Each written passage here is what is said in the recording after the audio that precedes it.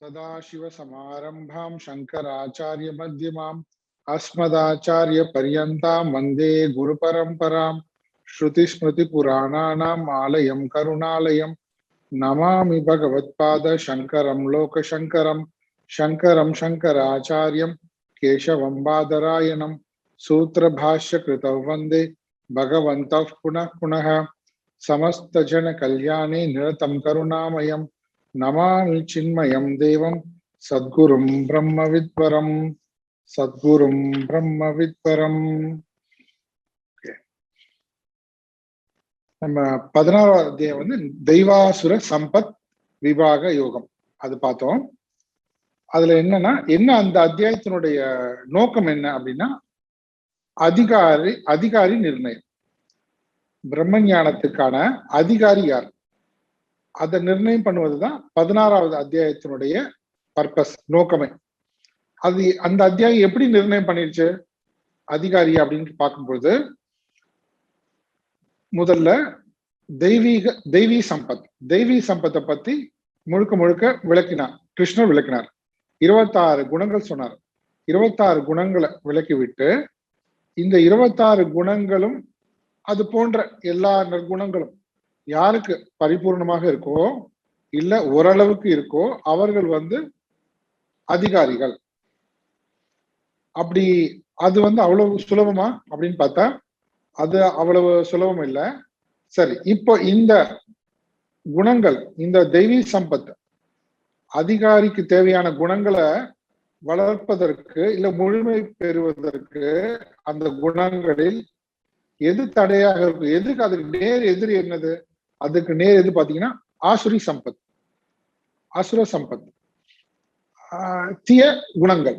அந்த தீய குணங்கள் எல்லாம் என்ன பண்ணுவோம், நம்மள பந்தப்படுத்தும். அப்ப பந்தப்படுத்தின அர்த்தம் அனதிகாரி. அனதிகாரி, அதிகாரிக்கு ஆப்போசிட். இங்கிலீஷ் இல்ல, சமஸ்கிருதத்துல அனதிகாரி, அனதிகாரி. அப்போ என்ன ஆகுது, இது கிளியரா சொல்லியாச்சு, இது அனதிகாரி. அப்போ என்ன பண்ணணும்னா, இந்த நம்மளை அனதிகாரி ஆக்கக்கூடிய இந்த ஆசுரி சம்பத் இத நம்ம கிட்ட இருந்து முழுவதுமாக நீக்க வேண்டும். அதனுடைய நிழல் கூட நம்ம கிட்ட படக்கூடாது. அப்படி இருக்கும் பொழுது நமக்கு என்ன ஆகும், நமக்கு வந்து இந்த தெய்வீக குணங்கள் முழுமையடைவதற்கான வாய்ப்பு இருக்கு. தெய்வீக குணங்கள் முழுமையடையும், மற்றது இருக்கக்கூடாது. இது கிளியரா சொல்லியாச்சு. சரி, இதுக்கு இப்ப அடுத்து என்ன, இதுக்கு என்ன பண்றது அப்படின்னு கேட்டா, நமக்கு லாஸ்டா சொன்னார் 16ஆம் அத்தியாயத்துல கடைசி 2-3 ஸ்லோகங்களை சொன்னார். எது இதுக்கு இந்த தெய்வீக இந்த அசுரி சம்பத் முழுவதுமாக நம்ம கிட்ட இருந்து நீங்க வேண்டும் என்றால் என்ன பண்ணணும்னா, காம குரோத லோபம், இந்த 3 தான். அதுல இந்த காமம் இதை வந்து நீங்க வேண்டும். இது முழுவதுமாக நம்ம கிட்ட இருந்து இது நீங்கினாலே என்னாகும், இந்த அசுர சம்பத் நீங்கிவிடும். சிம்பிள். அசுர சம்பத் முழுவதுமாக நீங்கிடுச்சுன்னா தெய்வீ சம்பத் நமக்கு முழுமை பெறும், நம்ம அதிகாரி ஆயிடும். அடுத்த கேள்வி என்ன வந்தது, அடுத்த கேள்வி இந்த காமம், ஆசை, குரோதம், லோபம் இது நீங்கணும்னு சொல்றீங்க. இது எப்ப நீங்கும் அப்படின்னா, இது நீங்குவதற்கு சாஸ்திரம் தான் ஒரே வழி. அப்போ சாஸ்திரத்தை நாம கடைபிடிக்க வேண்டும். நம்மளுடைய மனம் சொல்லுகின்ற விருப்பு வெறுப்புகள் படி நாம நடக்கக்கூடாது, சாஸ்திரம் சொல்லுகிறபடி நாம நடக்கணும். இப்போ இது கனெக்ஷன் புரியுது இல்லையா? தெய்வீ சம்பத், அசுரி சம்பத். இந்த தெய்வீ சம்பத்துக்கு நேர் எதிராக இருப்பது அசுர சம்பத். அது முழுவதுமாக நீங்க வேண்டும் என்றால் அவ்வளோ இருக்கே. அந்த ஆசுரி சம்பத்தை வந்து ஏகப்பட்டது, ஒரு 8 ஸ்லோகத்துல சொன்னார். அவ்வளோ இருக்கு. அவ்வளவும் நம்ம கிட்ட இருந்து நம்ம அதோடைய நிழல் கூட படியக்கூடாதான். எப்படி அப்படின்னா, அவ்வளோன்னு பயப்பட வேண்டாம். ஒண்ணு பண்ணா போதும், காமம், அது கூட குரோத லோபம், இதை பண்ணா போதும். இதை வந்து ஹேண்டில் பண்ணிட்டோம்னா, இதை நீக்கி விட்டால் அந்த அசுர சம்பத்து எல்லாம் நீங்கிவிடும். அப்ப அதிகாரிக்கு அனதிகாரியாக இருக்கின்ற எல்லா குணங்களும் நம்ம கிட்ட இருந்து நீங்கிவிட்டால் சாத்விக குணம் வரும். அப்போ இந்த காமம், ஆசை, குரோதம், லோபம் இதை நீக்குவதற்கு என்ன பண்ணணும், இதை நீக்குவதற்கு சாஸ்திரம். இப்படிதான் முடிக்கிறார், அழகு கொண்டு வந்து முடிக்கிறார். அப்ப அதை எப்படி சொல்றாருன்னா, யார் சாஸ்திர விதிகளை மதிக்காமல் கடைபிடிக்காமல் வாழ்கிறார்களோ, ஆசை வயப்பட்டு காம காரத்தக 23 இருக்கு பாருங்க, காம காரத்தக நச சித்தி மாவாப்னோத்தி, அவர்கள் சித்தியை அடைய மாட்டார்கள். சித்தி அடைய 2 விதமா நம்ம பார்த்தோம். மோட்சம் கிடையாது, சொர்க்கமும் கிடையாது. அது எந்த மாதிரியான எடுத்துட்டாலும் சரி அவர்களுக்கு. ஏன்னா சாஸ்திரம் தான் வந்து சொர்க்கம் போனாலும் சாஸ்திரம் தான் வழிகாட்டுகிறது. முக்தி அடையினாலும் சாஸ்திரம் தான் வழிகாட்டுகிறது. இவங்க சாஸ்திரம் சொல்கின்றபடி நடக்காதனால, அதை அறிந்து கொள்ளவே இல்லாதனால, அதை மதிக்காதனால, அவர்கள் அவர்களுடைய விருப்ப வெறுப்புப்படி நடந்து கொள்வதனால சித்தி அவாப்னோத்தி, அவங்களுக்கு இந்த உலகத்தை விட்டு போன பின்னாடி சொர்க்கமும் கிடையாது, முக்திக்கும் வாய்ப்பு கிடையாது. அப்ப இங்க எப்படி இருப்பாங்கன்னா சுகம். இங்க வாழும் பொழுதும் எப்படி, இந்த உலகத்துல வாழும் போதும் நான் சுகம்ன்றதே அவங்களுக்கு இல்லாம போயிடும். ஆகவே தஸ்மாத் சாஸ்திரம் பிரமாணம் தே காரிய விவஸ்திதம். ஆகவே எது செய்யப்பட வேண்டியது, எது தவிர்க்கப்பட வேண்டியது, இந்த விஷயத்துல எது பிரமாணம்? சாஸ்திரம் பிரமாணம். இது அறிந்து ஞாத்வா சாஸ்திர விதானோக்தம், அறிந்து சாஸ்திர விதானோக்தம், சாஸ்திரம் நமக்கு வழிகாட்டுகின்ற அந்த வழிமுறைகளை அதை அறிந்து கொண்டு கர்ம கர்த்தும் அருகசி, அதன்படி நீ உன்னுடைய கடமைகளை செய்து கொண்டு வருவாயாக. சாஸ்திரம் சொல்கின்ற வழிகாட்டுதல்களின்படி கர்ம கர்த்தும் அருகசி, அதைப்படிதான் நீ கேட்டு உன்னுடைய கடமைகளை செயல்களை நீ செய்ய வேண்டும். இப்படி சொல்றார், ரொம்ப தெளிவா சொல்றாரு. இப்போ என்ன கேள்வி வருது?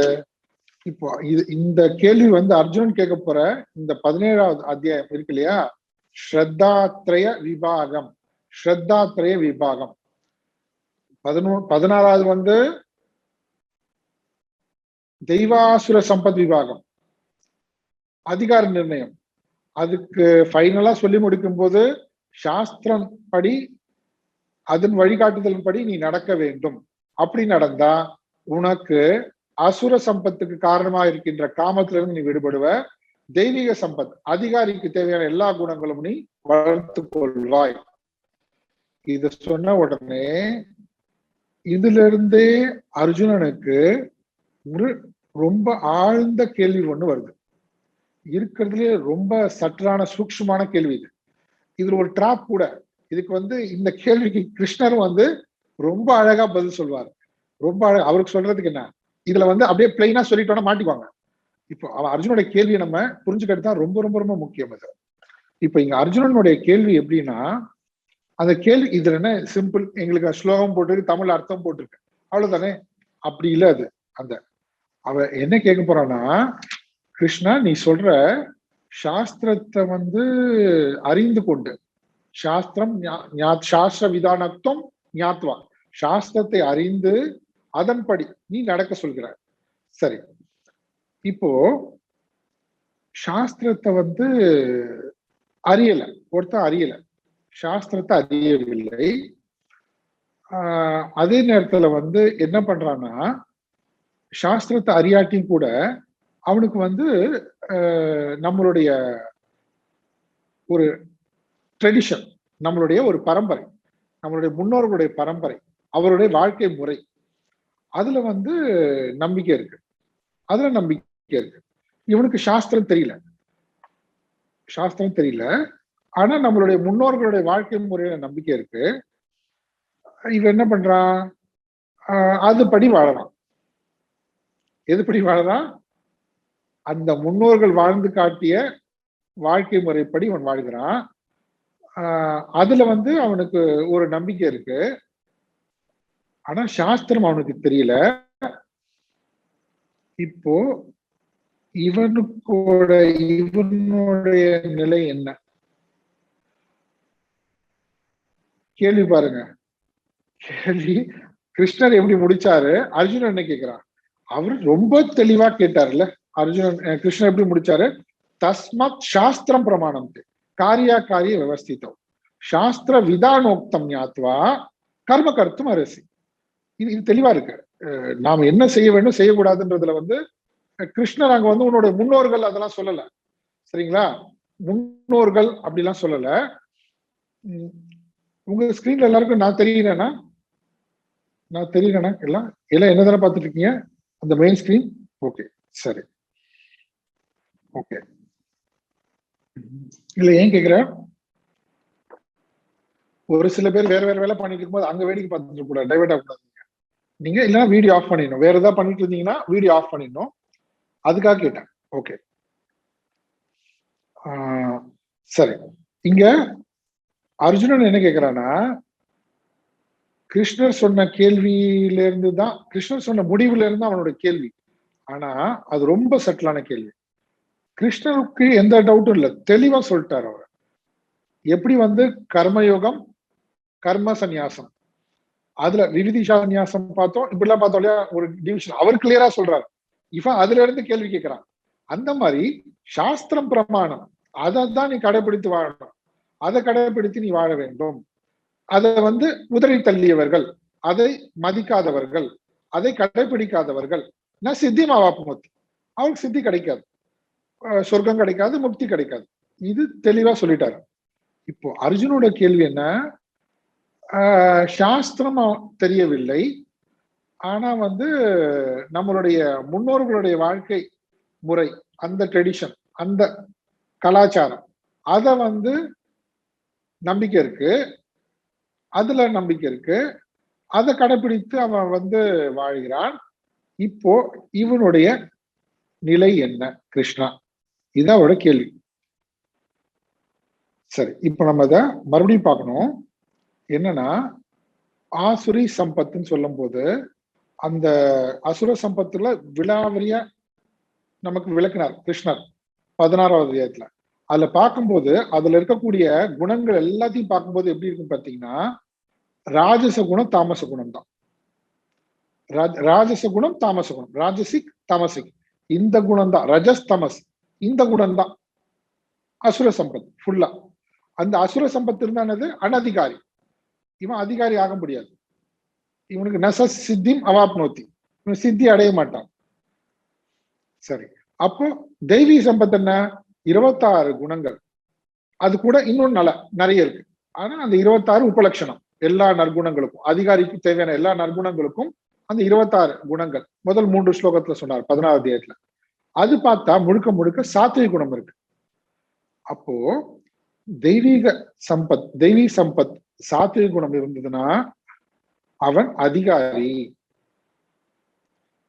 அசுரி சம்பத், அசுர சம்பத் இருந்ததுன்னா அவன் ராஜஸ் தமஸ் குணம் இருக்கிறவனாக இருக்கான், ரஜஸ் தமஸ் இருக்கிறவனா இருக்கான், அவன் வந்து அனதிகாரி.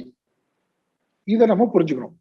இப்போ இங்க என்ன கனெக்ஷன், அதுக்கு இங்க என்ன கனெக்ஷன் பார்த்தா, இந்த அர்ஜுன் கேட்கின்ற இப்படிப்பட்ட ஒரு மனுஷன், எப்படிப்பட்ட மனுஷன், சாஸ்திரம் அறியல. சரி, இப்போ மறுபடியும் ஒரு கேள்வி, சாஸ்திரம் அறியலன்னா ஏன் சாஸ்திரம் அறியலவன்? சாஸ்திரம் அறியாததுக்கு என்ன காரணமா இருக்கும்? 1-2 காரணம் இருக்கலாம். ஒண்ணு வந்து சாஸ்திரம் இருக்கு, அவனுக்கு அவைலபிளாவே இருக்கு, அவனுக்கு கிடைக்கிற மாதிரி இருக்கு, கிடைக்கக்கூடிய வாய்ப்பு இருக்கு. ஆனா சோம்பேறித்தனம், அலட்சியம், இது ஓகேங்களா, அவனுக்கு கிடைக்கிறது, ஆனா அவன் என்ன பண்ணல, பயன்படுத்திக்கல. அதை தெரிந்து கொள்ளணுன்றதுல வந்து அவனுக்கு வந்து நாட்டம் இல்ல, சோம்பல் தமஸ்.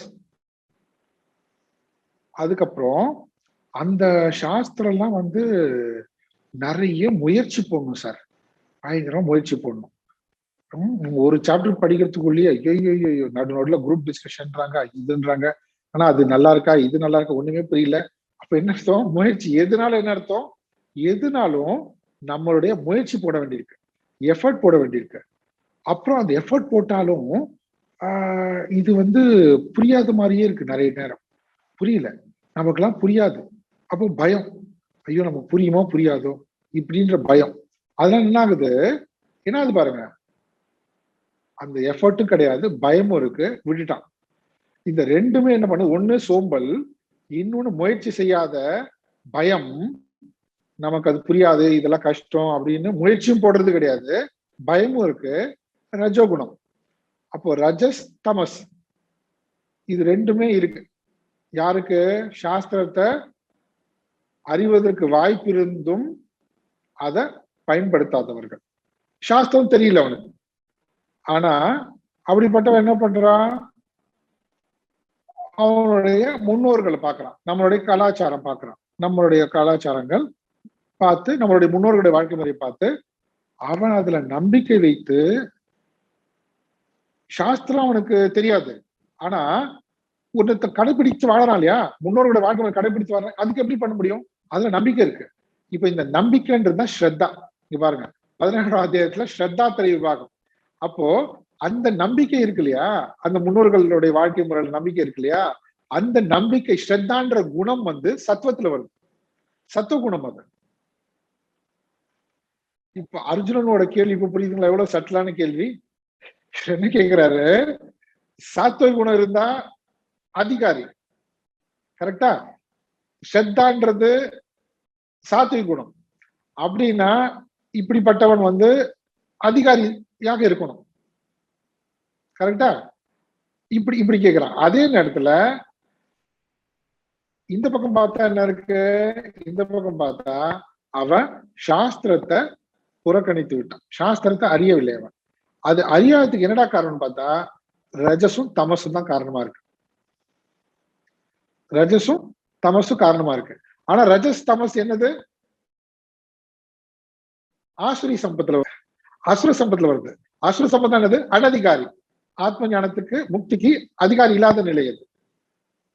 ஆனா என்ன அழகா உள்ள போட்டான் பாருங்க. இப்ப கிருஷ்ணர் எப்படி சொன்னாலும் பதில் தப்பாயிடும்.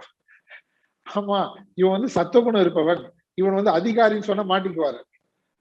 ஏன்? ரஜஸ் தமஸ் இருக்கு.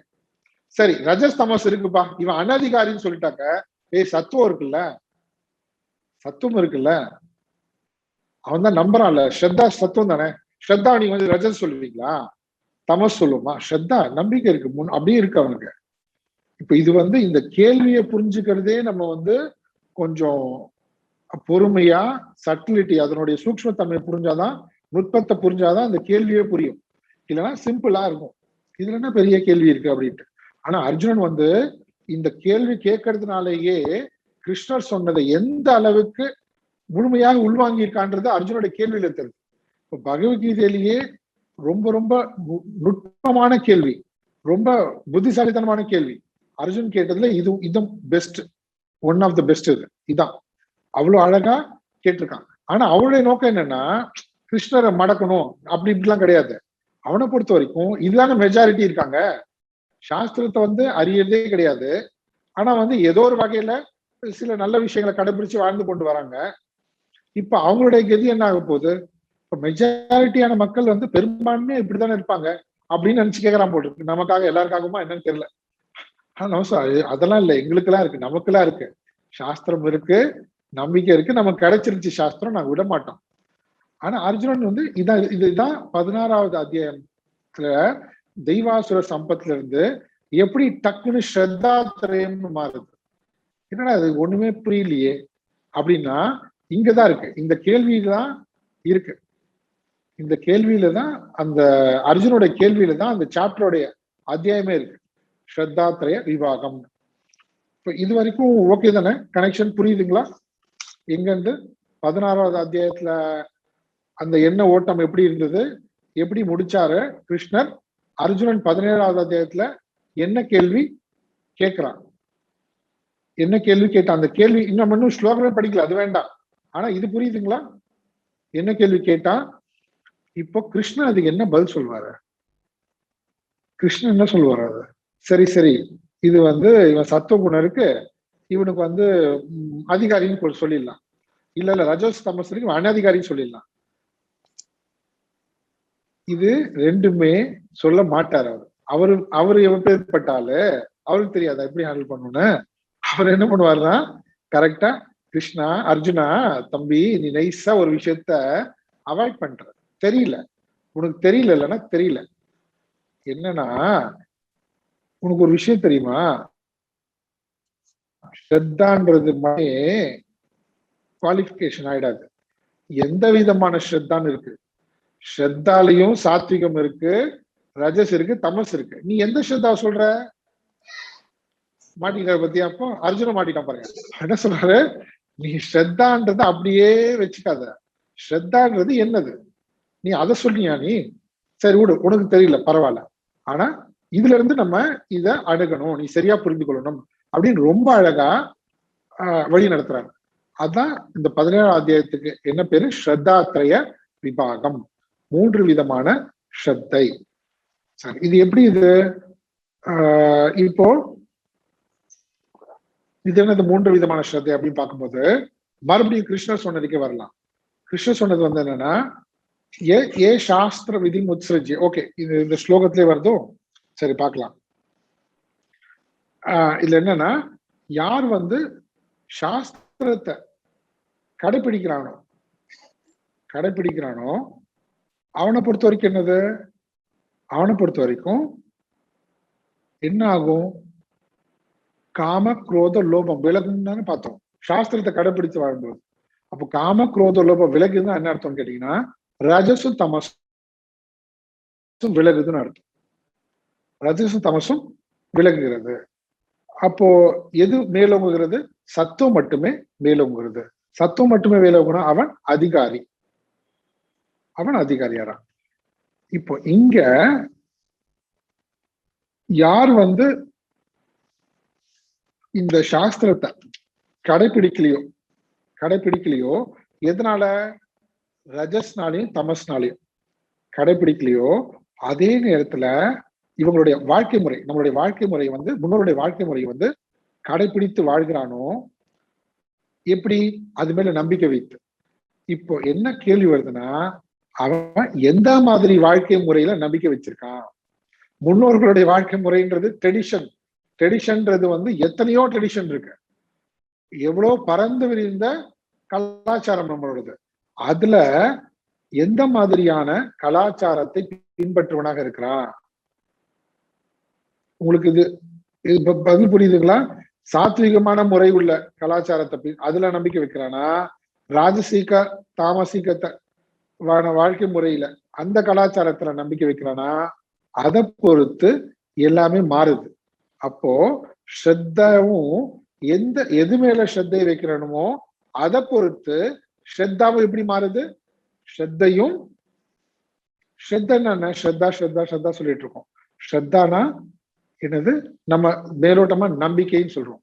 மேலோட்டமா நம்பிக்கைன்றத விட இன்னும் ஆழ்ந்த பொருள் இருக்கு. எதன் அடிப்படையில் நம்மளுடைய சிந்தனை ஓட்டம் அமைந்திருக்கிறதோ அது ஸ்ரத்தா. ஏதோ ஒரு விஷயத்த மேல அதை அடிப்படையா கொண்டு நம்மளுடைய சிந்தனைகள்லாம் இருக்கு. அது எதுல வேணா இருக்கலாம் இல்லையா? இப்போ எஜுகேஷன்ல இருந்து ஆரம்பிச்சு, நம்மளுடைய கல்வியில இருந்து ஆரம்பிச்சு, நம்மளுடைய உணவு முறையில இருந்து ஆரம்பிச்சு எல்லாமே என்னது? ஏதோ ஒன்றை பின்பற்றோம் பாருங்க. ஏதோ ஒண்ணு மனசா ஒரு பக்கமா சாஞ்சு அந்த டைரக்ஷன்ல போயிட்டு இருக்கு, ஒரு திசையை நோக்கி போயிட்டு இருக்குல்ல. அப்ப என்ன ஆகுது? அது வந்து அது நம்ம வச்சிருக்கிற ஸ்ரத்தா. ஆனா இங்க உண்மையிலேயே எப்ப வந்து அதிகாரித்துவம் சாத்விக குணம் வளருது அப்படி பார்க்கும்போது, சாஸ்திரம், அந்த சாஸ்திரத்தை வந்து நம்ம கடைபிடிக்கும் போது நம்மளுடைய விருப்பு வெறுப்புகள் ரஜஸ்தமஸ் அதை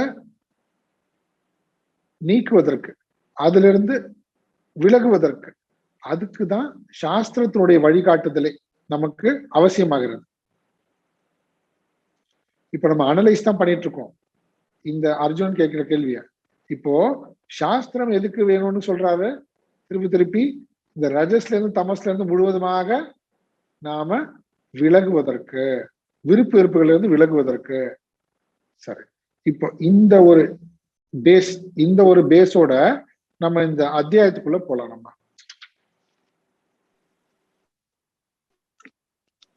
இப்போ இதுல ஏதாவது டவுட் இருந்தா இப்பயே கேட்டுடுங்க. ஏதாவது டவுட் இருக்குங்களா யாருக்காவது? இப்ப நம்ம பார்த்த வரைக்கும் 16ஆம் அத்தியாயத்தினுடைய என்ன ஓட்டம் என்ன, அதுக்கப்புறம் 17ஆம் அத்தியாயம் வந்து எப்படி வந்து இதுல கனெக்ட் ஆகுது, தாட்ல எப்படி கனெக்ஷன் இருக்கு, இதுதான் நம்ம பார்த்தோம். இப்ப இது புரியாம நம்ம ஸ்லோகத்துக்குள்ள போயிட்டோம்னா அப்படியே முடிச்சிட்டு இருப்போம். என்னடா தெய்வாசுர சம்பத்துன்றாங்க, இங்க எதுக்கு திடீர்னு ஸ்ரத்தாத்ரயம்ன்றாங்க, அப்படி குழம்ப கூடாது. ஓகேங்களா? அதுல ஏதாவது டவுட் இருந்தா நம்ம கேட்டுக்கலாம், டிஸ்கஸ் பண்ணலாம். சரி, இதுதான் நீங்க சாமிஜி சதானந்த சொல்லுங்க சாமிஜி. என்னது? ஹலோ, சொல்லுங்க சொல்லுங்க. சதானந்தம் பேசுறேன். இப்போ இந்த சாஸ்திர விதிமுத்திரிஜம் சொல்லியிருக்காங்க இல்லையா சாமிஜி, இந்த 16வது அத்தியாயத்துல எனக்கு ஒரு சந்தேகம் வந்தது.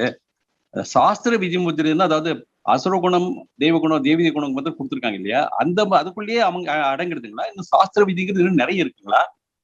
அதுபடி வாழ்ந்தாலே போருமா? அது வாழ முடியுமா பிராக்டிக்கலா? அப்படிங்கிற ஒரு வேற ஏதாவது இருக்குங்களா சாஸ்திர விதிங்கிறது? அதாவது இவங்க சத்திரியர்களுக்கு ஒண்ணு, சூத்திரர்களுக்கு ஒண்ணு, பிராமணர்களுக்கு ஒண்ணு அப்படின்னு மாதிரி இருக்கு இல்லைங்களா? அது மாதிரி ஏதாவது இருக்குங்களா இன்னும் இதை தவிர? இல்ல, நான் அங்க வந்து நான் சொல்லிருப்பேன்னு நினைக்கிறேன். கண்டிப்பா சாஸ்திரம்ன்றது என்னன்றது நம்ம சொல்லியிருப்போம். நல்லா பாத்தீங்கன்னா, நோட் பண்ணீங்கன்னா, ஸ்ருதி ஸ்மிருதி புராணம் இதிகாசங்கள் போன்ற நூல்கள் இது மாதிரி இருக்கான்னு ஒரு லைப்ரரியே இருக்கும். சரிங்களா? நமக்கு அது தேவையில்லை. இப்ப நம்மளுடைய விஷயம் என்னன்னா, மொத்தத்தையும் படிக்கவும் கிடையாது. என்ன வந்து பேஸ், எது பேஸ், ஸ்ருதி பேஸ்.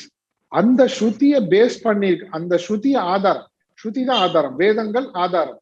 அந்த வேதத்தை ஆதாரமாக கொண்டிருக்கின்ற எந்த விதமான நூலை நம்ம கற்றாலும் நம்ம சாஸ்திரத்தை கற்றதாக அர்த்தம். இப்ப என்ன சொல்றாங்கன்னா, நம்ம வந்து அது முதல்ல சாஸ்திரம்னா என்ன பாருங்க, மறுபடியும் பாருங்க. சரி, நம்ம இதுலயே வரும், இந்த 17வது அத்தியாயத்துல முதல்ல வரும். மறுபடியும் சொல்றோம் என்னன்னா, ரஜஸ் தமஸ், நம்மளுடைய விருப்பு வெறுப்புகளை எப்படி அந்த கனெக்ஷன் புரிஞ்சுதா? நீங்க வந்தீங்களா 16வது அத்தியாயம் ஃபுல்லா வந்தீங்களா சதானந்தம்ஜி? ஃபுல்லா வந்தீங்க. ஓகே. அப்படின்னா அந்த தாட்ல கவனிங்க. எப்படி என்ன மாதிரி சொல்லிருக்குன்னா, நீ வந்து தெய்வாசுர அசுர சம்பத் சொல்லும் போது ஏகப்பட்டது சொல்றாரு கிருஷ்ணன். அந்த அசுர குணம் இருப்பவர்கள் எப்படி எல்லாம் இருப்பீங்கன்னு கிராபிக்கா ரொம்ப அழகா விளக்கிட்டே போறாரு. இவ்வளவுமா, இவ்வளவு இருக்கா, இதுல பார்த்தா நிறைய நம்ம கிட்ட இருக்கும் போல் இருக்கே அப்படின்னு நமக்கு தோணும். இப்ப இதுல இருந்தெல்லாம் எப்படி நம்ம மீள போறோம்னு தோணும். ஆனா அவர் என்ன சொல்றாரு, இது இத்தனை அசுர குணங்களுக்கும் ஆதாரம் ஒண்ணுதான், அந்த ஆதாரத்தை அழிச்சிரு. அந்த ஆதாரம் என்ன? காம குரோத லோகம். எங்க வருது பாருங்க, எங்க வந்து முடியுது? ஒண்ணுத்துல வந்து முடியுது. காம குரோத லோகம். இது 3 நாளும் ஒண்ணுன்னு வச்சுக்கலாம். காம குரோத லோகம்னு இருட்டு போட்டுமே 3 கூட இருக்கணும். இந்த மூணு அழிச்சிட்டாக்க இந்த அனதிகாரின்ற, அதாவது முக்திக்கு அதிகாரி இல்லாத நிலையிலிருந்து நாம மீண்டுடுவோம். அப்போ அது என்ன பண்ணும்? அதுக்கு இது என்னது? காமக்ரோத லோகம்னா என்னது? நம்மளுடைய விருப்பு வெறுப்பு தான். நம்ம வாழ்க்கை முழுவதுமே நம்மளுடைய விருப்பு வெறுப்பின் அடிப்படையில வாழ்ந்துகிட்டு இருக்கோம். அதனால அது ரஜஸ் தமச மட்டுமே வளர்க்குது. இந்த ரஜஸ் தமசன்றது அசுர சம்பத்து. உங்களுக்கு கனெக்ஷன் புரியுதுங்களா? அப்போ நம்மளுடைய விருப்பு வெறுப்பு படி நடக்காம சாஸ்திரத்தை படி நீ நடந்துரு. அப்ப நான் எப்படி நடந்து கொள்ளணும்ன்றத முடிவு பண்றதுக்கு கைடன்ஸ் எங்க வருது? சாஸ்திரத்துக்கிட்ட இருந்து நான் எடுத்துக்கிறேன். என் மைண்டு கிட்ட இருந்து, என்னுடைய விருப்ப வெறுப்புல இருந்து நான் எடுத்துக்கல. இது ஓகேங்களா? Okay okay. இப்ப சாஸ்திரம்னு நம்ம என்ன நினைச்சுக்கிறோம்னா, ஏதோ பெரிய பெரிய புக் எல்லாம் இருக்கும், அதெல்லாம் படிச்சுட்டு எக்ஸாம் எழுதணும், எக்ஸாம் எழுட்டா சத்துவகுணம் வந்துடும். அப்படி இல்ல. நம்ம வாழ்க்கை, நம்மளோட விருப்ப வெறுப்ப நீக்குவதற்கு, அதுல இருந்து நீக்குவதற்கு டைரக்டா சண்டை போட முடியாது. நம்ம விருப்ப வெறுப்பு சண்டை போடணும் கிடையாது. அந்த விருப்ப வெறுப்ப இது இப்படி செய்யணுமா, எப்படி செய்யணும், எது செய்யணும், காரிய அகாரிய விவஸ்திதம், நாம் இதை செய்ய வேண்டியது செய்யக்கூடாதுன்றத நிர்ணயம் பண்ணுவதில் பிரமாணம் சாஸ்திரம். அப்படி சொல்லும் போது நான் என்ன பண்றேன்னா, மறுபடியும் சாஸ்திரத்தை பின்பற்றி நான் முடிவுகள் எடுக்கிறேன், என்னுடைய நடவடிக்கைகள் கர்மங்களை செய்கிறேன் தவிர என்னுடைய விருப்பு வெறுப்புக்கு நான் முக்கியத்துவம் கொடுப்பதில்லை. அது வந்து யாரா வேணா இருக்கட்டும். மறுபடியும் அது ஓகேங்களா? இப்ப சாஸ்திரம்னு ஒன்னையே நமக்கு வேற மாதிரி நம்ம புரிஞ்சு கூடாது. நம்மளுடைய நம்ம வாழ்க்கையை வழி நடத்துகின்ற விருப்பு வெறுப்புகளிலிருந்து மீட்கின்ற ஒரு வழிகாட்டி சாஸ்திரம்.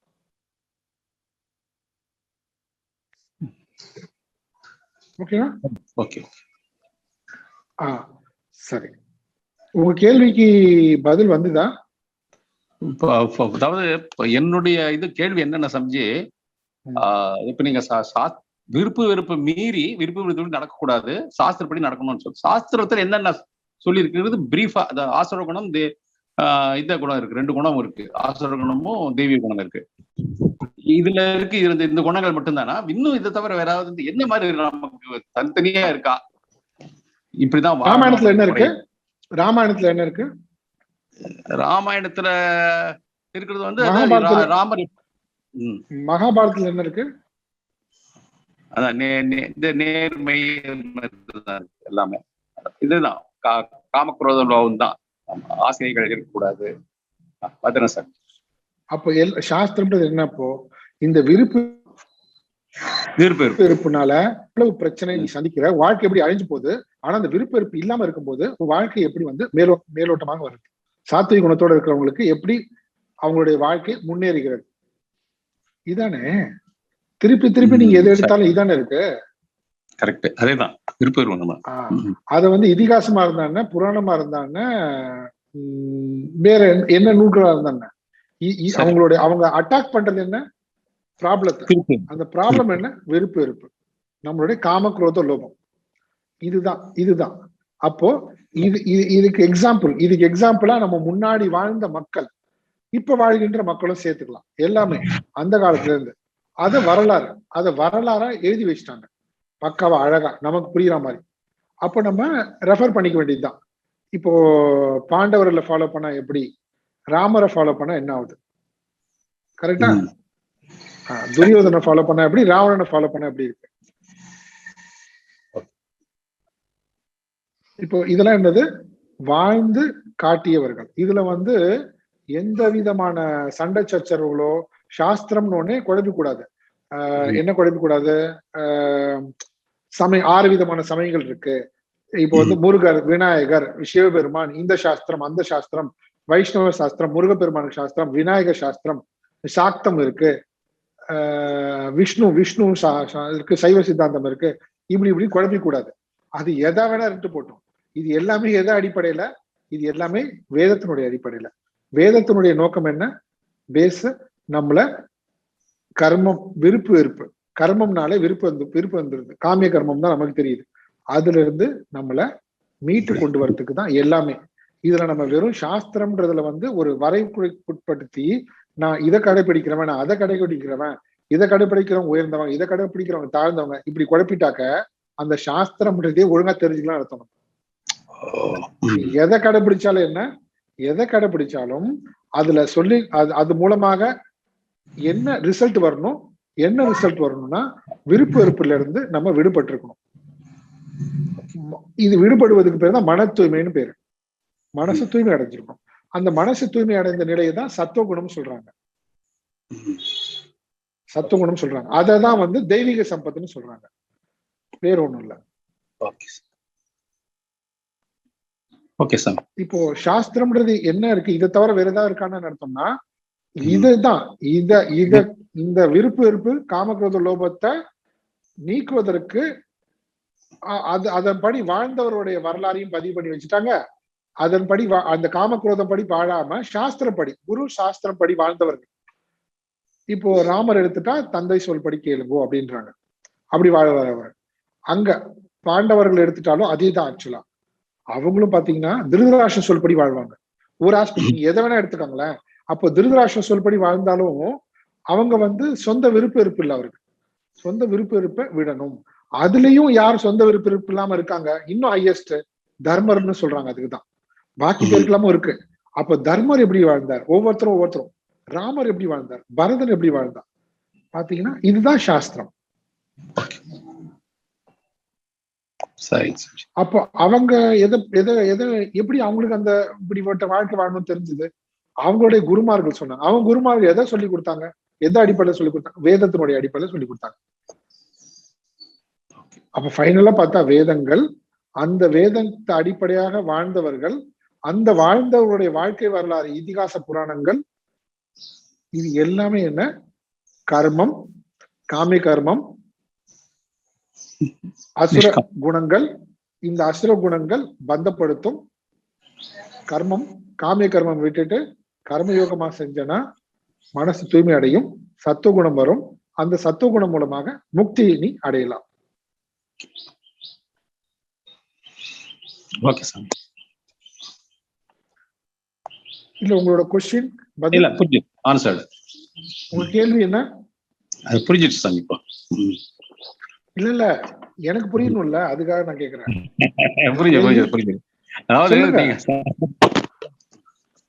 அதாவது முதல்ல எனக்கு ரொம்ப டவுட் என்ன இருந்ததுன்னா, சாஸ்திரம் ரொம்ப பெருசா இருக்கு, விலாவரியா இருக்குமே, அது எப்படி நம்ம தெரிஞ்சுக்கிறது? அது நீங்க கரெக்டா சொல்லிட்டீங்க. அந்த பாயிண்ட் மட்டும் தான் நமக்கு வேணும். சும்மா பெருசு நம்ம பார்க்க வேண்டியது இல்ல, அவங்க வாழ்க்கை முறையை நம்ம பாத்துக்கணும் அப்படின்னு சொல்லிட்டு. நம்ம சாஸ்திரம்னா என்ன நினைச்சிட்டு பாரு, புக்கு புக்கு புக்கு, நமக்கு தெரியாததெல்லாம் இருக்கு புக்கு அப்படின்னு. அது ஆயிரக்கணக்கில் இருந்தாலும் இதே விஷயம் தான் இருக்காங்க, இதே விஷயம் தான் இருக்கு, ஒவ்வொரு லாங்குவேஜ்லயும் இருக்கு. பாருங்க என்ன பண்ணுவீங்க, திருக்குறள்ல இருக்கு, தமிழ்ல இருக்கு, தெலுங்குல இருக்கு, கன்னடத்துல இருக்கு, மராட்டில இருக்கு, குஜராத்தில இருக்கு. ஆனா அத்தனை மொழியும் வேதத்தை அடிப்படையாக வச்சிருக்கு.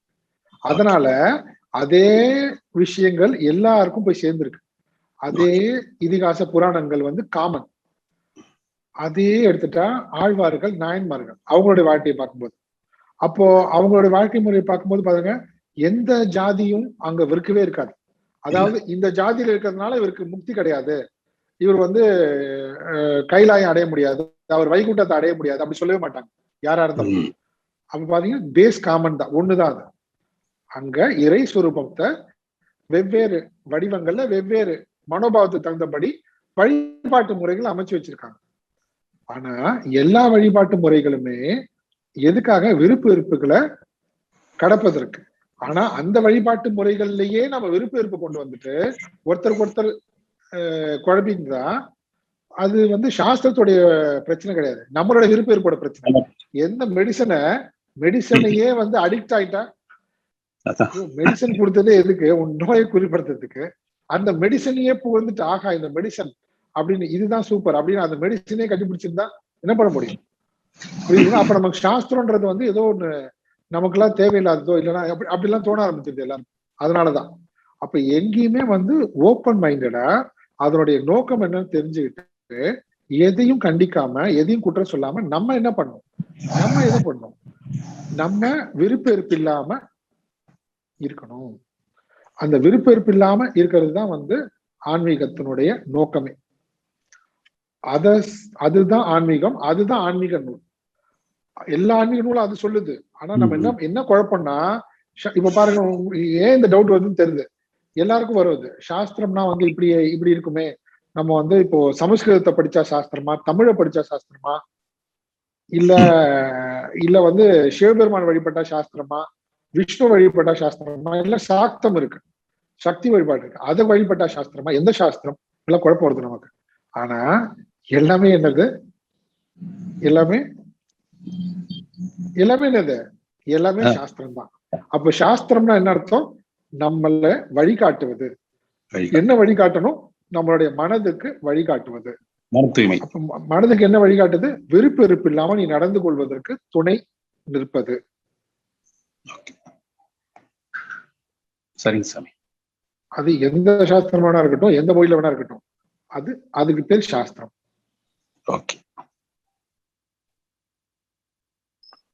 ஓகேங்களா? இது வந்து ஒரு கம்யூனிட்டி பேஸ்டு, ஒரு தலைவர் பேஸ்டு, ஒரு லீடர் பேஸ்டு, ஒரு குரு பேஸ்டு கிடையாது. இது எல்லாத்துக்கும் பேஸ் வந்து வேதங்கள். இத புரிஞ்சுக்கணும். வேதத்தை இல்லாம, அதனுடைய பேஸ் இல்லாம யாராவது ஒண்ணு சொந்தமா பண்ணியிருந்தாங்கன்னா அது சாஸ்திரம் வராது. ஓகேங்களா? அது வந்து நிலைச்சு நிற்காது காலகாலத்துக்கும். ராமாயணம், மகாபாரதம், நம்மளுடைய ஆழ்வார்கள், நாயன்மார்கள்லாம் நிலைச்சு நிற்கிறாங்கன்னா அத்தனைக்கும் வேதங்கள் பேஸ். அந்த பேஸ், அந்த ஆதாரத்தினால இன்னும் எவ்வளவு காலம் ஆனாலும் அது நிலைச்சு நிற்கும். நம்மளுடைய கலாச்சாரம் எல்லாமே. ஓகே, நீங்க கேட்டது வந்து நல்லது.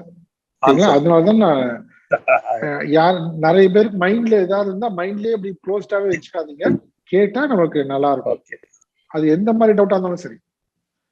இத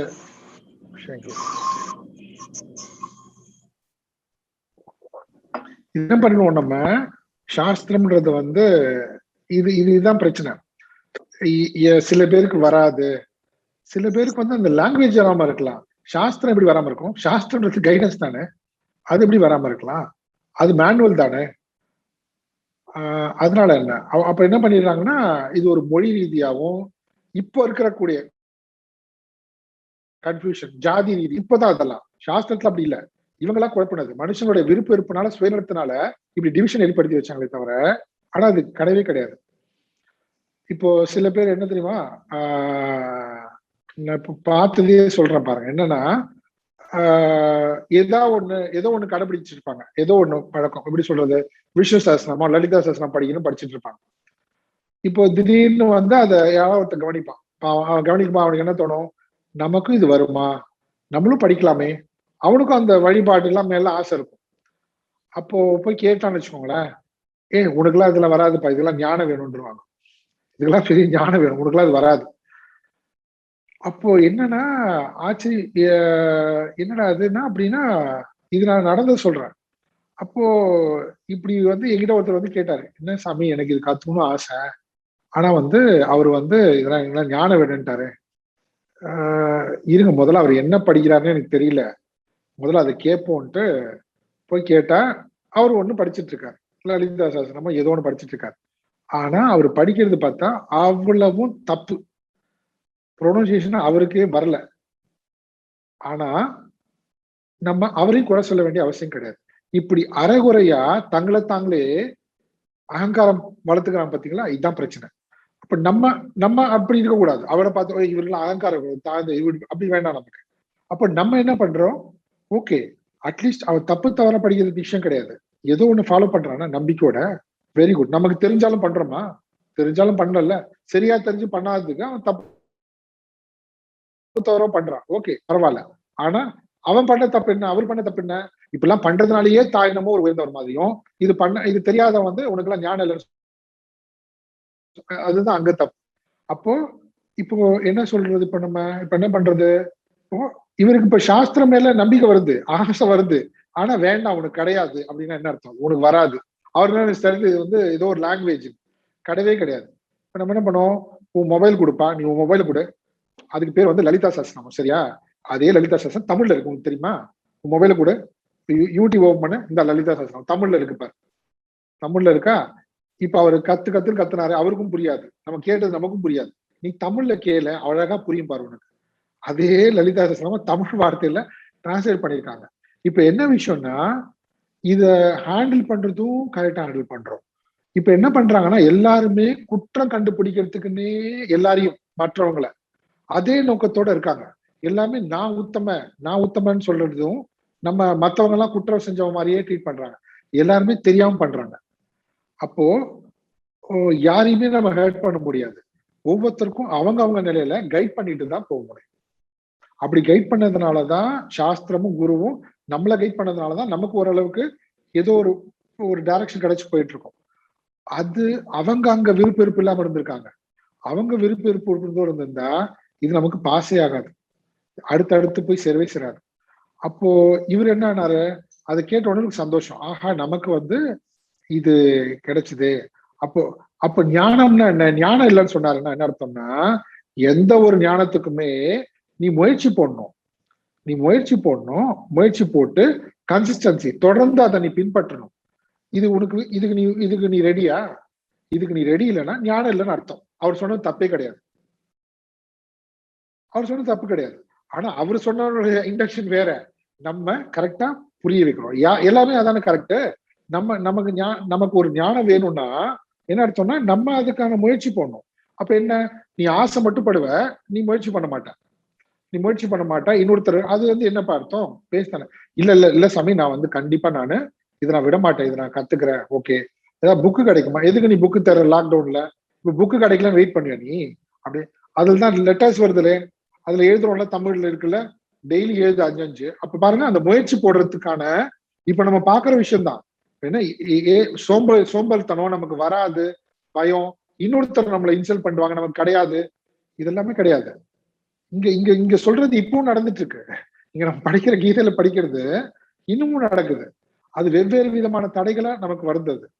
ஆனா என்ன நம்ம புரிஞ்சுக்கிறது, இது எதுக்காக, நம்மளை தூய்மைப்படுத்திக் கொள்வதற்காக. தூய்மைப்படுத்துவதுன்னா என்ன, என்னுடைய விருப்பு வெறுப்புக்கு நான் ஆட்படாமல் இருப்பது. விருப்பு வெறுப்பு இல்லாம இருக்கிறது வேற, விருப்பு வெறுப்புக்கு ஆட்படாம இருக்கிறது வேற. விருப்பு வெறுப்பே இல்லாம டோட்டலா வாசனை அழிஞ்சா விருப்பு வெறுப்பு இல்ல, விருப்பு வெறுப்பு இருந்துட்டே வருது, அதை இக்னோர் பண்ணிட்டே போய் ஒரு ஸ்டேஜ்ல அது இல்லாமையே போறது, ஹையஸ்ட் லெவல் பியூரிஃபிகேஷன். அது சாத்விகம். அந்த சாத்விகத்துக்கு எது உதவுது? நம்மளுடைய சாஸ்திரம் உதவுது. நீ பாட்டு உன் மைண்ட் சொல்றபடி கேட்டிருந்தா இவன் தாழ்ந்தவன், அவன் தாழ்ந்தவன், நான் உயர்ந்தவன், இவன் உயர்ந்தவன், இப்படியே தான் போகும் மைண்ட். அப்ப யாரையுமே திணிக்க வேண்டியதில்லை. நம்மளுடைய சாதனைகள் நாம செய்வதற்கு மற்றவர்களுக்கு எந்த மாதிரியான சாதனைகள் சரி வருதோ அதுல அவங்கள வழி நடத்திட்டு போடுமே தவிர, இந்த சாதனை தாழ்ந்தது, ஏன் சாதனை உயர்ந்தது, அவன் என்ன நினைப்பான், அவன் சொல்லுவான் உண்டன உயர்ந்தது, நீ உயர்ந்தா நீயே வச்சுக்க, எனக்கு தேவையில்லை. இதெல்லாம் குழப்பம் பாருங்க, சண்டை. அப்ப நமக்கு என்ன, சாஸ்திரம்னு ஒண்ணே ஏதோ நமக்கு சம்பந்தம் இல்லாதது யாருக்கோ எங்கேயோ இருக்கும் பொழுது அப்படின்னு நம்ம நினைக்கிறதுனாலதான் இப்பெல்லாம் நம்ம கேள்வி வருது.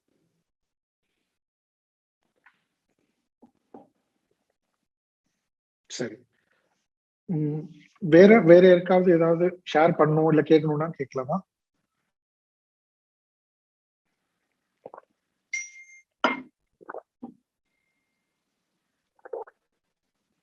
ஹரியோ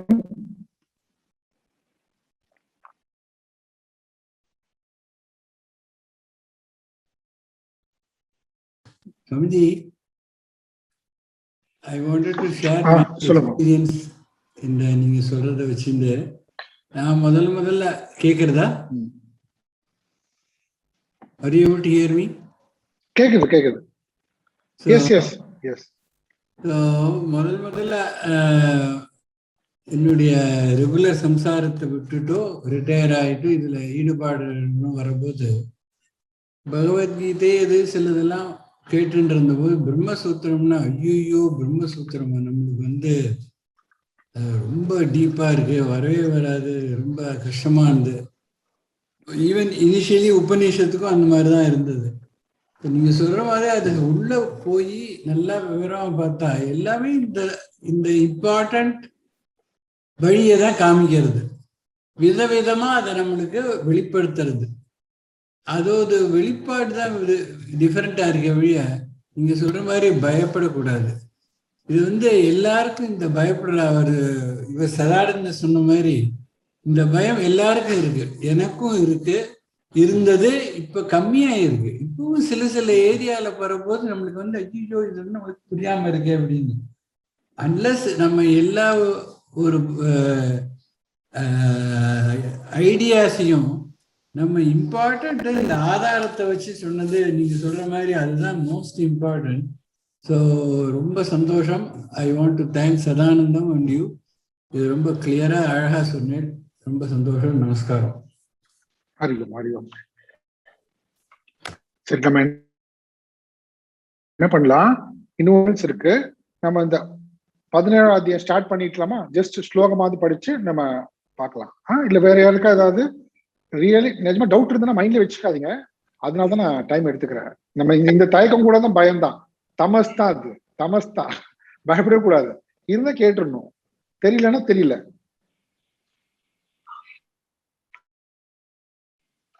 சரி, இல்லைனாலும் பரவாயில்ல.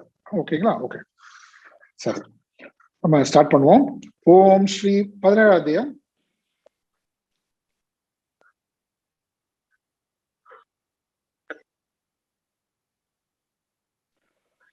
ஓம் ஸ்ரீ பரமாத்மனே நமஹ. ஓம் ஸ்ரீ பரமாத்மனே நமஹ.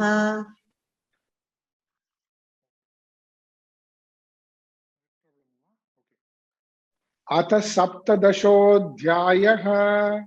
அத சப்ததசோऽध्यायः. ஸ்ரத்தாத்ரய விபாக யோகः. ஸ்ரத்தாத்ரய விபாக யோகः. அர்ஜுன உவாச்ச. அர்ஜுன உவாச்ச. யே சாஸ்திர விதிமுத்ஸ்ருஜ்ய. யே சாஸ்திர விதிமுத்ஸ்ருஜ்ய. யே சாஸ்திர விதிமுத்ஸ்ருஜ்ய. யே சாஸ்திர விதிமுத்ஸ்ருஜ்ய. யஜந்தே ஸ்ரத்தயான்விதாः. யஜந்தே ஸ்ரத்தயான்விதாः. யஜந்தே ஸ்ரத்தயான்விதாः. யஜந்தே ஸ்ரத்தயான்விதாः. தேஷாம் நிஷ்டா து கா கிருஷ்ண तेषां निष्ठा तु का कृष्ण தேஷாம் நிஷ்டா து கா கிருஷ்ண तेषां निष्ठा तु का कृष्ण சத்வமாஹோ ரஜஸ்தமஹ सत्त्वमाहो रजस्तमः சத்வமாஹோ ரஜஸ்தமஹ सत्त्वमाहो रजस्तमः சேர்ந்து படிப்போம். அர்ஜுன உவாச்ச ये शास्त्रविधिमुत्सृज्य यजन्ते श्रद्धयान्विताः तेषां निष्ठा तु का कृष्ण सत्त्वहो रजस्तमः. சரி, அர்ஜுன உவாச்ச, அர்ஜுனன் கேட்கிறான், என்ன கிருஷ்ணா, ஏன்னு சொன்னா எவர்கள், பல பேர், பல பேர், யாரும் ஒருத்தர் கிடையாது, பல பேர் அர்த்தம். பல பேர்கள், எவர்கள் சாஸ்திரம் விதி உத்ஸ்ருஜ்ய, சாஸ்திர விதியை உத்ஸ்ருஜ்ய மீறி கிடையாது, உத்ஸ்ருஜ்ய விட்டு விட்டு, சாஸ்திர விதிகளை விட்டு விட்டு. ஏன் விட்டு விட்டு? தெரியாமல், அறியாமல். அந்த அறியாமைக்கு பல காரணங்கள் இருக்கலாம். கிடைத்தும் நழுவ விட்டுருக்கலாம், இல்ல கிடைக்காமலே இருந்திருக்கலாம். ஆனா அந்த சாஸ்திர விதிகள் அறியாமல் அதை விட்டு விட்டு, ஆனால் ஆனா என்ன பண்றாங்க, இங்க ஒரு சட்டலான விஷயம் இருக்கு பாருங்க. என்ன பண்றாங்கன்னா, ஸ்ரத்தையா அன்விதாக, ஸ்ரத்தையோடு யஜந்தே, ஓகே, ஆராதிக்கின்றார்கள், கடைபிடிக்கிறார்கள், ஸ்ரத்தையோடு கடைபிடிக்கின்றார்கள், பின்பற்றுகிறார்கள், ஸ்ரத்தையோடு பின்பற்றுகிறார்கள். தேஷாம் நிஷ்டாத்து, அவர்களுடைய நிஷ்டா நிலை, அவர்களுடைய நிலை என்ன ஆகுது, எப்படிப்பட்டது அவங்களுடைய நிலை? சத்துவம் ரஜக தமக, ஆஹோ ரஜக தமக. அப்போ ரெண்டா பிரிச்சிட்டாரு கிருஷ்ண, அர்ஜுனனே பிரிச்சு கேட்டான். இப்போ இவனை நீ சத்துவம்னு சொல்வியா, ரஜ தமஸ்ன்னு சொல்வியா? நம்ம பார்த்தோம்ல இன்ட்ரோடக்ஷன்ல, அவனோட கேள்வி புரிஞ்சது இல்லையா? சத்துவம்னு சொல்லுவியா, ரஜஸ் தமஸ்ன்னு சொல்லுவியா? ஏன் சத்துவம்னு சொல்லுவோமா அவங்க? ஏன்னா ஸ்ரத்தா இருக்கு அவங்க கிட்ட, ஸ்ரத்தா இருக்குல்ல. ஸ்ரத்தா எதனுடைய, எந்த குணம்? சாத்விக குணம். அந்த சாத்விக குணம்ன்றது என்னது? தெய்வீ சம்பத்து. அப்போ அவனை அதிகாரின்னு சொல்லுவோமா? நீ என்ன சொன்ன கிருஷ்ணா, சாஸ்திரத்தை பின்பற்றி காமக்ரோதத்தை கடந்து அசுர சம்பத்தை நீங்கி முழுவதுமாக தெய்வீக சம்பத்தை வளர்த்து கொண்டவன் முக்தியை அடைவான். அதனால நீ காமக்ரோதம் விருப்பு வெறுப்பு இருக்குன்னா சாஸ்திரத்தை தான் நீ கடைபிடிச்சாகும், இப்படி சொல்லிட்ட. ஆனா இவ சாஸ்திரத்தை கடைபிடிக்கல, சாஸ்திரத்தை விட்டுட்டான். சாஸ்திரம் விதி உத்ஸ்ருஜ்ய, சாஸ்திரம் காட்டுகின்ற நடைமுறைகளை, வழிகாட்டுதல்களை உத்ஸ்ருஜ்ய விட்டு விட்டு, பின்பற்றாது விட்டு விட்டு. ஆனா அதே சமயத்துல ஸ்ரத்தையா அன்விதாக, சாஸ்திரத்தை விட்டதனால அவனை ரஜஸ் தமஸ்ன்னு சொல்வியா, இல்ல ஸ்ரத்தையோடு இருப்பதனால சத்துவம்னு சொல்வியா? இது சாதாரணமான கேள்வி மாதிரி இருக்கு பாருங்க, சிம்பிளா. ஆனா அது உள்ள எவ்வளவு இருக்கு பாருங்க. இவனை அசுர குணம்ல சேர்ப்பியா, இல்ல தெய்வீக குணம்ல சேர்ப்பியா? இவனை அதிகாரின்னு சொல்லுவியா, இல்ல அனதிகாரின்னு சொல்லுவியா? இவனோட ஸ்டேட்டஸ் என்ன? ஸ்டேட்டஸ் கேட்கணும்ல, நம்ம ஸ்டேட்டஸ் என்ன இப்போ? அப்படி அந்த மாதிரி ரொம்ப அழகான அர்ஜுனனுடைய கேள்வி. சாஸ்திர விதி முத்ஸ்ருஜ்ய து ஸ்ரத்தையா அன்விதாக, பின்பற்றுகிறார்கள். பின்பற்றல, எது பின்பற்றாங்க? நம்மளுடைய கலாச்சாரத்தை ஸ்ரத்தையோட பின்பற்றாங்க. அவங்களுடைய தேஷாம் நிஷ்டாத்து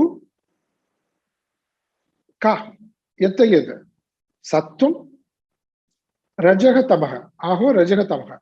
சத்துவமா ரஜஸ்தமசா? இந்த கேள்வியை நம்ம கரெக்டா புரியுது இல்ல? எப்படி இருக்குன்னு 16ஆம் அத்தியாயத்தோட தொடர்புடையது.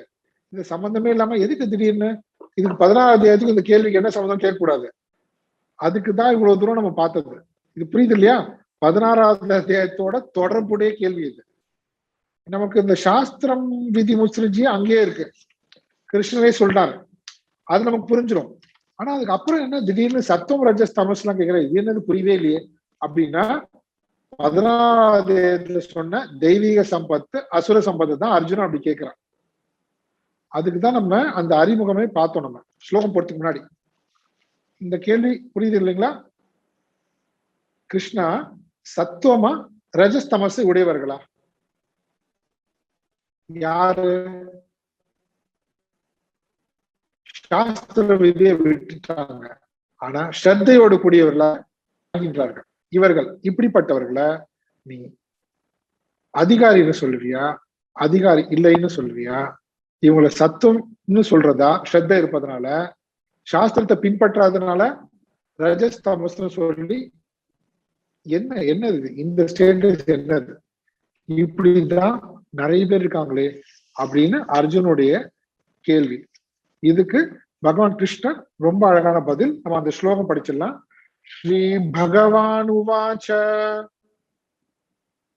ஸ்ரீ பகவான் உவாச்ச த்ரிவிதா பவதி ஸ்ரத்தா த்ரிவிதா பவதி ஸ்ரத்தா த்ரிவிதா பவதி ஸ்ரத்தா த்ரிவிதா பவதி ஸ்ரத்தா தேஹினாம் சா ஸ்வபாவஜா தேஹினாம் சா ஸ்வபாவஜா தேஹினாம் சா ஸ்வபாவஜா தேஹினாம் சா ஸ்வபாவஜா சாத்விகி ராஜசி சைவ சாத்விகி ராஜசி சைவ சாத்விகி ராஜசி சைவ சாத்விகி ராஜசி சைவ தாமசி சேதி தாம் ஷுணு தாமசி தாமசி சேதி தாம் ஷுணு.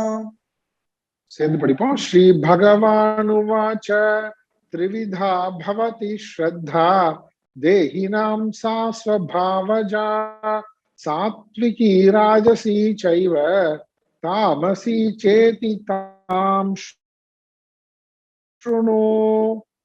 என்ன சொல்றாரு பகவான்? பதில் கூறுகிறார். தேஹினாம், தேஹினாம்னா யார் அர்த்தம்? தேகம் எடுத்தவர்களுக்குன்னு போட்டிருக்கோம். ஓகே, தேகம் எடுத்தவர்கள் தேக அபிமானம் உடையவர்களுக்கு. தேகினாம்னா தேக அபிமானம் உடையவர்களுக்கு, நான் தேகம் என்று மட்டுமே நினைப்பவர்களுக்கு, கருதுபவர்களுக்கு தேகினாம். நான் தேகம், அவ்வளவுதான், இந்த உடல் தவிர நான் வேற எதுவும் இல்லை அப்படின்ற எண்ணத்தோடைய வாழ்கின்றவர்களுக்கு ஸ்வபாவஜா இயல்பாக உண்டான சா ஸ்ரத்தா அந்த ஸ்ரத்தையானது சாத்விகி ராஜசீச்ச ஏவ தாமசிச்ச சாத்விகம் என்றும் ராஜசம் என்றும் தாமசம் என்றும் இது த்ரிவிதா பவதி மூன்று விதமாக இருக்கிறது. அது தாம் சுணு, அதை கேள். தாம் சுணு, அதை நீ கேட்பாயாக, அதை நீ கேள். இங்க என்ன சொல்றாரு? தேகாபிமானம் இருப்பவர்களுக்கு அந்த ஸ்ரத்தையானது, நீ சொல்ற ஸ்ரத்தையான்வித்தான் சொல்றல, ஸ்ரத்தையான்வித்தான்றதுனால அவரை சத்வத்துல சேர்த்துக்கலாமா அப்படின்னு கேட்கிற பாரு அர்ஜுனன். அதான் உன கேள்வியா? சத்வத்துல சேர்த்துருவோமோ? சத்வத்துல சரி சேர்த்துக்கலாம், ஸ்ரத்தா இருக்கே அப்படின்ட்டாக்க டக்குன்னு என்ன வந்துருவாங்க? கோட்டா மூலமா உள்ள வந்துருவாரு. நைஸா ஏதோ ஒரு கோட்டா மூலமா அப்படியே அதிகாரி ஆயிடுவார். எக்ஸாம் எழுதாம இதாகாம அப்படியே வந்துருவாரு. அப்படிதான் இங்க நடக்காது. தெளிவா அவர் சொல்லிட்டாரு. என்ன சொல்றாரு? அவர் நீ சாத்விகம்லயும் நீ சேர்த்துக்கணுமா? இல்ல, அவன் சாஸ்திரம் பின்பற்றலையே. பின்பற்றாம அப்ப எப்படி பண்றாங்க அவங்க? ஸ்வபாவஜா, அந்த வார்த்தை பாருங்க, ஸ்வபாவத்தின் மூலமாக நடந்து கொள்கிறார்கள். சாஸ்திரஜா கிடையாது. அங்க சாஸ்திர விதானோக்தம் சொன்னாங்கல்ல, சாஸ்திரத்தினுடைய வழிகாட்டுதல் படி இவன் நடப்பதில்லை. எப்படி நடந்துக்கிறான்? ஸ்வபாவத்தின் படி நடந்து கொள்கிறான். ஸ்வபாவத்தின் படி யார் நடந்து கொள்கிறார்கள்? தேகத்தையே தான் என்று கருதுபவர்கள். அப்ப என்ன அர்த்தம்? தேகாபிமானம் இருப்பவர்களுக்கு அந்த வாசனைகள் அதிகமாக இருக்கு. அந்த வாசனைகள் மூலமாக விருப்பு வெறுப்புகள் அதிகமாக இருக்கு. அதுதான் சுபாவமாக வெளிப்படுகிறது. இங்க சுபாவம்ன்றது வாசனைகள், விருப்பு வெறுப்பு, அதன் மூலமாக வெளிப்படுகின்ற கர்மம், செயல்கள். இப்படி அப்படின்னா அர்த்தம் இவங்க விருப்பு வெறுப்போட வாழ்கிறார்கள், சாஸ்திரத்தை பின்பற்றுவது இல்லைன்னு அர்த்தம். ஆனா அதே சமயத்துல ஸ்ரத்தையும் இருக்கு இவங்களுக்கு. ஸ்ரத்தா பவதி சொல்றல, ஸ்ரத்தையோட இருக்குன்னு சொன்னா பாருங்க. முதல் ஸ்லோகத்துல சொன்னான் ஸ்ரத்தையோடு இருக்காங்கன்னு. ஆனா அப்படிப்பட்டவங்களுடைய ஸ்ரத்தை 3 விதமாக இருக்கு. அப்போ சாஸ்திரத்தை பின்பற்றுபவர்களுக்கு ஒரே ஸ்ரத்தா தான், ஒரே ஸ்ரத்தா, முடிஞ்சு போச்சு. அவங்க விருப்ப விருப்பே கிடையாது, ஒன்றை மட்டுமே பின்பற்றிட்டு போறாங்க. எதை பின்பற்றிட்டு போறாங்க? சாஸ்திரம் என்ன சொல்லியிருக்கோ அதுபடி நான் வாழ்ந்துருவேப்பா. அப்போ எதை பின்பற்றல? தன்னுடைய விருப்ப விருப்ப பின்பற்றல. அவங்களுக்கு ஒன்னேதான் வழிகாட்டுதல், வழிகாட்டி ஒன்றுதான் போயிட்டு. அப்படி பின்பற்றுவர்களுக்கு கண்டிப்பாக தமஸ் ரஜஸ் விலகி சத்துவத்திலேயே வந்து விடுவார்கள். ஆனா அந்த சாஸ்திரத்தை கடைபிடிக்காம ஸ்வபாவஜா, சா ஸ்வபாவஜா அப்படிப்பட்டவங்க, சா ஸ்ரத்தா ஸ்வபாவஜா, அவர்களுடைய ஸ்ரத்தை சுபாவத்தின் படி அவர்களுடைய விருப்பு வெறுப்புகள் கர்மங்கள் எல்லாமே அமைந்திருக்கின்றது. அப்படி இருக்கும்போது அது 3 விதமாக இருக்கு, சாத்விகம், ராஜசி, தாமசின்னு இருக்கு. அதை பற்றி கேள் அப்படி சொல்லிட்டு அதனுடைய கேள்விக்கு பதில் சொல்றாங்க.